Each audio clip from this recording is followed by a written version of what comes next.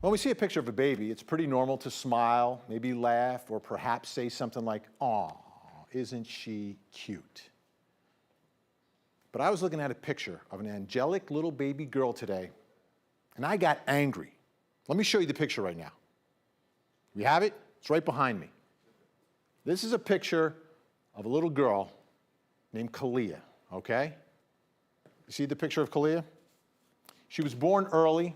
Just 15 days in this world, she was killed. It was a strike to her head. That blow caused serious disfigurement to her skull. Now, someone was arrested for her murder. That man was in court today. Let's take a look at him. His name is Christopher McNabb. Today was his first appearance in court. He's charged with malice murder, felony murder, aggravated assault, and concealment of a body. Investigators say he struck Kalia with an unknown object and then discarded her in the woods. Now, let's get back to the photo, okay, so I can show you what made me so angry. See that right there? The words on her outfit, "Daddy's girl."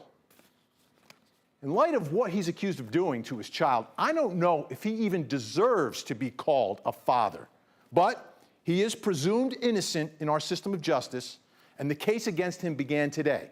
So earlier, I met with members of my legal dream team, former prosecutor Darrell Cohen, Cobb County prosecutor LaTonya Hines, and trial attorney and Emory Law professor Randy Kessler.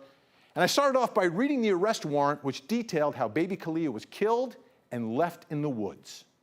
All right, I want to read the warrant for you. It said, McNabb did strike the victim with an unknown object. The action did cause the victim's skull to be seriously disfigured and damaged beyond repair.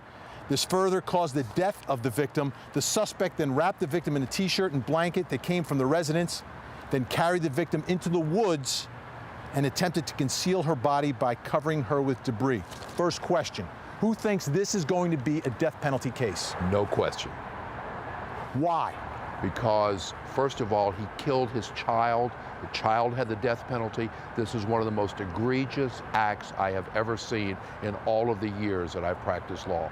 If ever a case called out for the death penalty, this is it. We heard from the mom's father who said she was a victim of domestic violence from the defendant.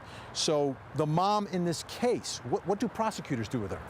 It's very interesting. It could be the case that she is a continuing victim in this situation, or it could be that they feel that, you know what, she knew what a type of person he was and she had a duty to protect her child from it. It's kind of similar to that case down in Dougherty County where you've got the guy who stomped his kid who's 19 months old, and the mother's also charged with murder and he's charged with the death penalty case. So it's going to be very interesting to see more information about this relationship that she had. So Randy, what does the defense do with the mom in this case? If the mom says that she's abused, boy, the defense has to point the finger at the mom, and then the mom's going to point the finger at him. You know, I didn't do it, she did it. I didn't do it, he did it. It's a he said, she said. Maybe the jury gets confused. I mean, that's about the best hope, but it's a long shot. Our 11 Alive team is digging deeper into Christopher McNabb's chaotic past and the events leading up to the death of Kalia. You'll find more, including photos and a really detailed timeline going all the way back to 2007 on 11alive.com.